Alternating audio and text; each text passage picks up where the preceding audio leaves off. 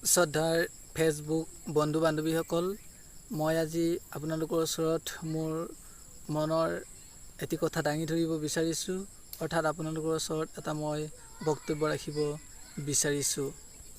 বহু সময়ত আমি শুনিবলৈ পাওঁ, অভাৱত স্বভাৱ নষ্ট হয়, অভাৱেই স্বভাৱ নষ্ট কৰে। প্ৰকৃততে সেয়া হৈ জানো? নে এই কথাটোৱে আমাৰ দুখীয়া সমাজক, অভাৱী মানুহখিনিক এটা হেয় প্ৰতিপন্ন কৰা হৈছে নেকি বাৰু? কাৰণ অভাৱত স্বভাৱ নষ্ট হয়, অৰ্থাৎ জ্ঞানৰ অভাৱেই হওক বা টকা পইচাৰ অভাৱেই হওক বা এক সুন্দৰ ঘৰুৱা পৰিৱেশৰ অভাৱেই হওক, আৰু সেই অভাৱৰ ফলতেই মানুহ যে স্বভাৱ নষ্ট হয়, এই কথাটো ক'ব বিচৰা হৈছে নেকি? যদি তেনেকুৱা হয়, তেনেহ'লে আমি দুখীয়া সমাজেই, আমি দুখীয়া মানুহখিনিয়েই আমাৰ স্বভাৱ নষ্ট নেকি বাৰু? আমি দুখীয়া মানুহখিনিয়েই একেবাৰে স্বভাৱহীন অৰ্থাৎ কুলক্ষণৰ ব্যক্তি নেকি বাৰু? গতিকে মই ক'ব বিচাৰিছোঁ, এয়া একেবাৰে ভুল কথা আৰু এয়া ভুল বক্তব্য। গতিকে মই ক'ব বিচাৰিছোঁ, অভাৱত স্বভাৱ নষ্ট কেতিয়াও নহয়, অভাৱত আৱিষ্কাৰহে হয়। অভাৱৰ জৰিয়তে মানুহ আৱিষ্কাৰ কৰিব পাৰে। আজি WWৰ আজি নাম জ্বলা ভাৰতৰ এজন WW অৰ্থাৎ ৰেচলাৰ মল্লযুঁজাৰু হৈছে গ্ৰেট খালি। এই গ্ৰেট খালি, হিমাচলৰ গ্ৰেট খালি, তেওঁ ছিকিউৰিটি গাৰ্ডৰ পৰা হাজিৰা ঠিকা কৰি গৈ ছিকিউৰিটি গাৰ্ড হৈ তাৰ পাছত পুলিচত ভৰ্তি হৈ আজি আমেৰিকাত তেখেতৰ ঘৰ। আজি WWৰ তেখেত চেম্পিয়ন লাভ কৰা এগৰাকী ব্যক্তি। সেইগৰাকী ব্যক্তিটো জিৰোৰ পৰা হিৰো হোৱা ব্যক্তি, তেওঁলোকৰতো কেতিয়াও স্বভাৱ নষ্ট হোৱা নাই। আজি ৰতন টাটাৰ কথা যদি আমি ক'বলৈ যাওঁ, তেখেতোতো এক ক্ষুদ্ৰ ব্যৱসায়ৰ পৰা, গেৰেজৰ পৰা আজি সমগ্ৰ পৃথিৱীত এক ব্যৱসায়িক সাম্ৰাজ্য প্ৰতিষ্ঠা কৰিবলৈ সক্ষম হৈছে। তেওঁৰতো কেতিয়াও স্বভাৱৰ নষ্ট হোৱা নাই। গতিকে মই ভাবোঁ এয়া একেবাৰে অসত্য কথা। মই ক'ব বিচাৰিছোঁ যে আচলতে যিসকল ব্যক্তি,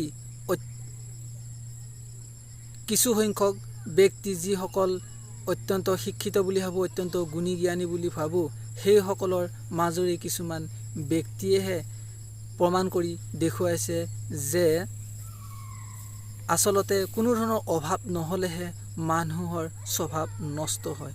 উদাহৰণস্বৰূপে সিদিনাৰ অসমৰ আটাইতকৈ ডাঙৰ কেলেংকাৰী, APSC কেলেংকাৰী, এছাম পুলিচ ছাৰ্ভিচৰ কেলেংকাৰী আৰু ACS কেলেংকাৰী, এছাম চিভিল ছাৰ্ভিচৰ কেলেংকাৰীৰ মূল নায়ক হৈছে ৰাকেশ পাল।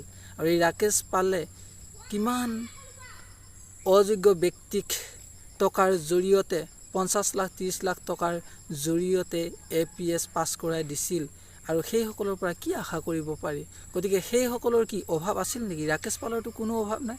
গতিকে এওঁলোক অভাৱৰ কাৰণে স্বভাৱ নষ্ট হ'ল নেকি? আচলতে নহয়, এওঁলোক অত্যন্ত লোভ লালসাৰ মোহত আবদ্ধ হৈ এওঁলোকৰ লোভেই পাপেই মৃত্যুত পৰিণত হ'ল। যিসকল ব্যক্তিয়ে বৃদ্ধ বয়সত সন্মান লাভ কৰিব লাগিছিল, সেইসকল ব্যক্তিয়ে আজি জেলৰ ভাত খাবলগীয়া হৈছে। গতিকে এই ৰাকেশ পাল, আটাইতকৈ অসমৰ প্ৰকৃত শত্ৰু এইসকলেই অসম ধ্বংসকাৰী ব্যক্তি বুলি মোৰ মনে কয়। আনহাতে IFS বিষয়া, ইণ্ডিয়ান ফৰেইন ছাৰ্ভিচ বিষয়া মহৎ তালুকদাৰ, আচলতে এওঁ মহৎ তালুকদাৰ নহয়, এওঁ হৈছে অসৎ তালুকদাৰ। এওঁলোকৰ নাম অসৎ তালুকদাৰহে হ'ব লাগিছিল। এই মহৎ তালুকদাৰে বাঘৰ ছাল এখনকো তেওঁ সাৰি যাব দিয়া নাছিল। বাঘৰ ছালখনকো লৈ গৈছিল। গড়ৰ সৰ্গ, কিমান যে বস্তু, এইসকল ব্যক্তিয়ে কিমান দৰমহা, মাহিলী তেওঁলোকৰ বিদেশ ভ্ৰমণৰ সুবিধা, ল'ৰা ছোৱালী পঢ়াৰ সুবিধা, গাড়ীৰ সুবিধা, তেওঁলোকৰ থকাৰ সুবিধা, চৰকাৰী আৱাসৰ সুবিধা, এই সকলোবোৰ পোৱাৰ পাছতো তেওঁলোকৰ কি অভাৱ আছিল জানো? নিশ্চয় তেওঁলোকৰ অভাৱ নাছিল।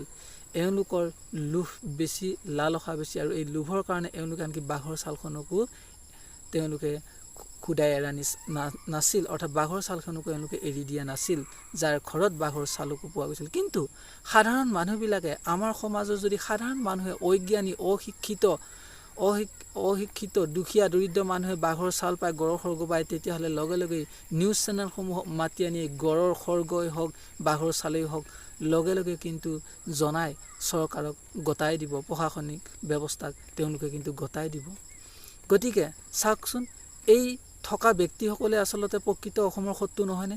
এওঁলোকৰ কাৰণে যাক আমি অসমৰ প্ৰাকৃতিক সম্পদৰ অৰ্থাৎ টুৰিষ্ট প্লেচ অৰণ্যসমূহক আমি ৰক্ষা কৰাৰ দায়িত্ব অৰ্পণ কৰিছিলোঁ, চৰকাৰে দায়িত্ব অৰ্পণ কৰিছিল, সেইসকল ব্যক্তি আজি ৰক্ষকে ভক্ষক হোৱা নাইনে বাৰু?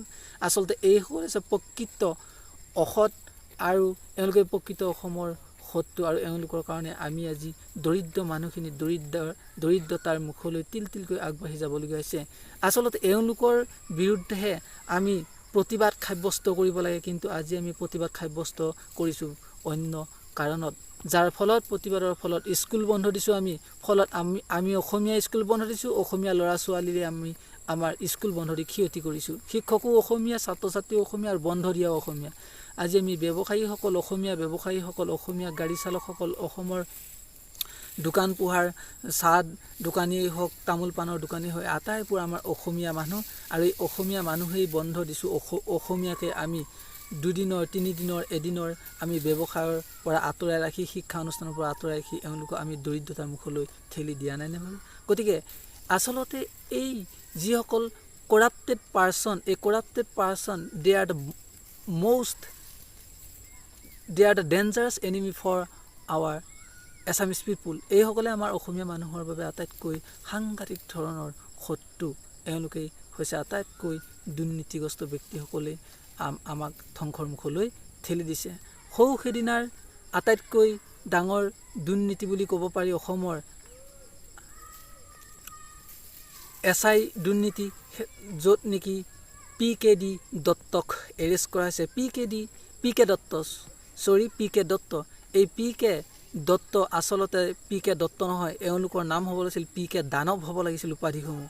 গতিকে এওঁলোকৰ দানৱৰ দেখাত মানুহৰ আকৃতি লৈ আছে, আৰু এওঁলোকৰ হৃদয়খন হৈছে দানৱ, আৰু এওঁলোক এই দানৱ সদৃশ ব্যক্তিসকলেই আমাৰ প্ৰকৃত শিক্ষিত সুগুণী জ্ঞানী দেশ ৰক্ষাৰ যিসকলৰ মনোবৃত্তি আছে, যিয়ে দেশ মাতৃক মৰম কৰে, দেশ মাতৃক শ্ৰদ্ধা কৰিব জানে, সেইসকল ব্যক্তিক চাকৰি নিদি এটা অযোগ্য ব্যক্তি, এটা দুৰ্বল ব্যক্তি, যাৰ সমাজৰ প্ৰতি দায়িত্ব নাই, যাৰ দেশৰ প্ৰতি দায়িত্ব নাই, যিয়ে দেশক প্ৰকৃততে ভাল নাপায়, তেনেকুৱা ব্যক্তিক 20 লাখ 15 লাখ টকাৰ বিনিময়ত চাকৰি দিয়াৰ এক ব্যৱসায় আৰম্ভ কৰিছিল। আচলতে এওঁলোকে আটাইতকৈ আমাৰ ডাঙৰ শত্ৰু।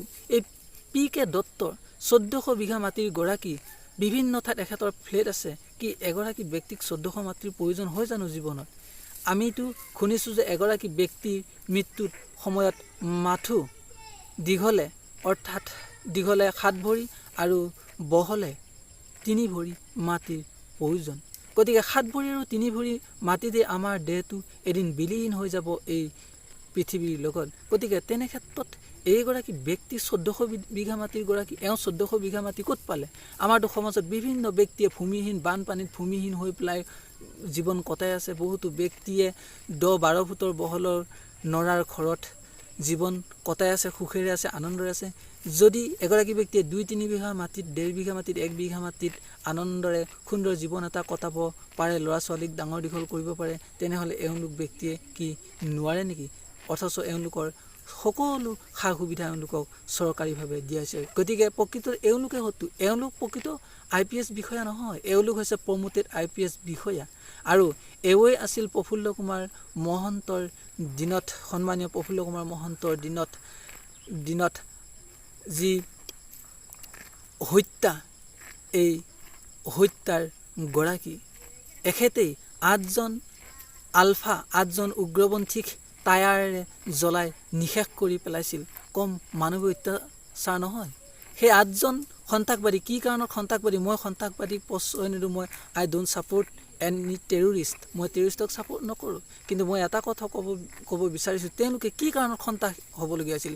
মই আজি 10 লাখ টকা দিয়াৰ বিনিময়তো যদি চাকৰি নাপাওঁ, তেতিয়া কি মোৰ মনে তেনেকুৱা এটা পথ বাছি লোৱাৰ কাৰণে অকণমান হ'লেও চিন্তা নকৰিবনে? তেনেকুৱা ক্ষেত্ৰত কিছুমান ব্যক্তি তেনেকুৱা মিছলিড হৈ যায়, অৰ্থাৎ পথভ্ৰষ্ট হৈ যায়। গতিকে এইসকল ব্যক্তি আচলতে তেনেকুৱা সমস্যাৰ সৃষ্টিকাৰী। সেইদিনালৈকে দবদবাই থকা যিসকল ব্যক্তিৰ আগত প্ৰকৃত সত্য কথা এটা ক'লেও মোক শিকাব আহিছে বুলি কয়, তেনেকুৱা ব্যক্তি আজি বৃদ্ধা বয়সত সুন্দৰ আৰামত থাকিব লাগিছিল। ল'ৰা ছোৱালীক তেওঁ যি কাম কৰিলে তাতকৈ দুগুণ কাম কৰাই দেশ মাতৃ ৰক্ষাৰ কাৰণে নিয়োগ কৰিব পাৰিব লাগিছিল। কিন্তু সেইসকল ব্যক্তিয়ে আজি অসমখনক লুটি পুতি খাই বৰ্তমান জেলত যাবলগীয়া হৈছে। শেষ ভালে সকলো ভাল, এওঁলোকে সুখ শান্তিৰ বিপৰীতে আজি জেলৰ ভাত খাবলগীয়া হৈছে। কিমান নিৰ্লজ্জ কথা। অৰ্থাৎ এওঁলোক হিৰোৰ পৰা জিৰো হোৱা ব্যক্তি, সৌ সেইদিনালৈকে হিৰো, আজি কিন্তু জিৰো। এই আটাইতকৈ নিৰ্লজ্জ কথা, এয়া আটাইতকৈ অসমৰ কাৰণে দুৰ্ভাগ্যৰ কথা। শ্ৰদ্ধাৰ ফেচবুক বন্ধু বান্ধৱীসকল, গতিকে আমি প্ৰকৃত অৰ্থত আমি সংগ্ৰাম কৰিব লাগে, প্ৰকৃত অৰ্থত আমি ধৰ্ণা প্ৰতিবাদ কৰিব লাগে, যাৰ ফলস্বৰূপে আমি আমাৰ উদ্দেশ্যত সফল হ'ব পাৰোঁ, কিন্তু কাৰো একো বিঘিনি নঘটে, তেনেকৈ আমি আগুৱাই যাব পাৰিব লাগে।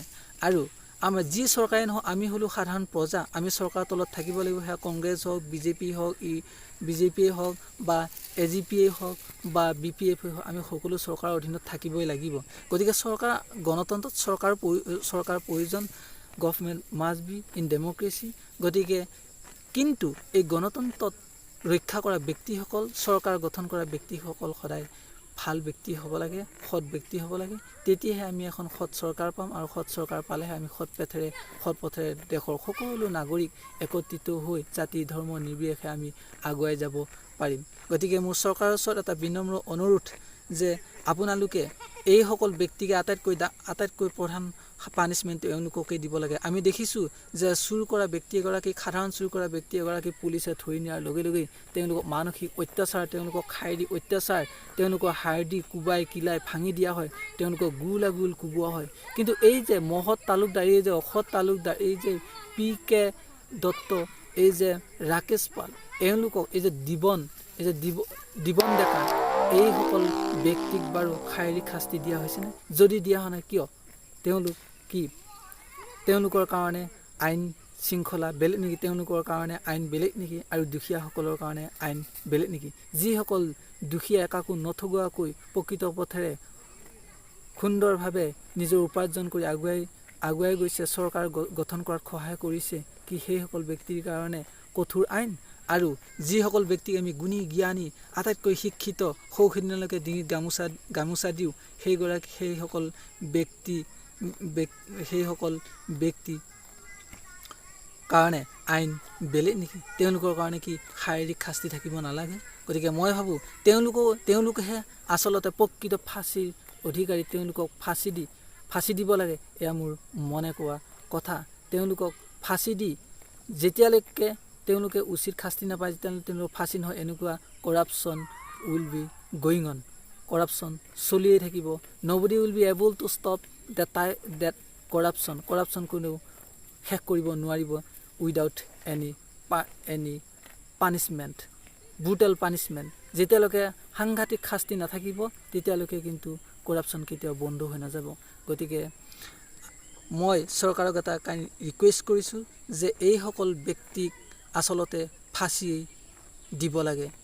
গতিকে শ্ৰদ্ধাৰ ফেচবুক বন্ধু বান্ধৱীসকল, মই মোৰ মনৰ কথাখিনি মই প্ৰকাশ কৰিলোঁ। এইটো কাৰণতে প্ৰকাশ কৰিলোঁ যে এই যে অভাৱেই স্বভাৱ নষ্ট হয়, এই কথাটো মোৰ মনে নকয়, এই কথাটো মই সহ্য কৰিব নোৱাৰোঁ। কাৰণ ময়ো অভাৱত ডাঙৰ দীঘল হোৱা, কিন্তু আজিলৈকে মই সেই স্বভাৱ নষ্ট হোৱাটোক মই আজিলৈকে প্ৰশ্ৰয় দিয়া নাই। আৰু আজিলৈকে মই নিউজ চেনেলসমূহতো তেনেকুৱা বিশেষ ঘটনা মই দেখা নাই। দেখিছোঁ যদিও সৰু ঘটনা, যিবোৰ সাধাৰণ অৰ্থত হৈ থাকে। কিন্তু এই ধৰণৰ দেশ বিক্ৰী কৰা, এই ধৰণৰ মাফিয়া, দেশৰ সম্পদ লুটি পুতি খোৱা, দেশ বিদেশত অট্টালিকা বনোৱা, এইসকলৰ দৰে ঘটনা কিন্তু মই বাস্তৱত দুখীয়া মানুহৰ মাজত মই দেখা নাই। দুখীয়া মানুহৰ যি মন, যি আত্মা সদায় পবিত্ৰ। কিন্তু মই এইটোও কোৱা নাই যে সকলো ধনী মানুহে, সকলো শিক্ষিত মানুহে, সকলো বিষয়াই এই কাৰ্যত লিপ্ত, কৰাপশ্যনত লিপ্ত, সেই কথাটোও কোৱা নাই। আমি জানো বহুতো শিক্ষিত সমাজৰ মাজতো, বহু তেনেকুৱা বিষয়াৰ মাজতো খুব সুন্দৰ হৃদয়ৰ, সুন্দৰ মানসিকতাৰ, সুন্দৰ কৰ্মৰাজিৰ ব্যক্তি আছে। তেওঁলোকলৈ মোৰ সদায় শ্ৰদ্ধা থাকিব, আৰু শ্ৰদ্ধা বৰ্তমানো আছে। কিন্তু এইসকল ব্যক্তিৰ প্ৰতি অকণো শ্ৰদ্ধা নাই। এইসকল ব্যক্তিক মই আটাইতকৈ ডাঙৰ বুলি big for Assamese people, for us, আমাৰ কাৰণে আটাইতকৈ ডাঙৰ শত্ৰু বুলি মই অনুভৱ কৰোঁ। সেয়েহে শ্ৰদ্ধাৰ ৰাইজ, আহক আমি সকলোৱে এই প্ৰকৃত শত্ৰুবিলাকক চিনি প্ৰকৃত শত্ৰুবিলাকৰ বিৰুদ্ধে আমি আচলতে সংগ্ৰাম কৰিব লাগে। আমি বিনা কাৰণত অন্য দেশ ৰখাতলে যোৱা কাৰ্য কৰি আমি ধৰ্ণা প্ৰতিবাদ কৰিব নালাগে। গতিকে সদুশেষত এইখিনিয়ে মোৰ কথা। আপোনালোকে কথাখিনিত যদি ভাল পাইছে মন্তব্য কৰিব আৰু বেয়া পালেও মন্তব্য কৰিব। কাৰণ থানটোৱে প্ৰতি কণটো, মানুহটোৱে প্ৰতি মনটো, গতিকে সকলোৰে মন বেলেগ বেলেগ হ'ব। কোনোবাই মোৰ কথাখিনি ভাল পাব, কোনোবাই বেয়া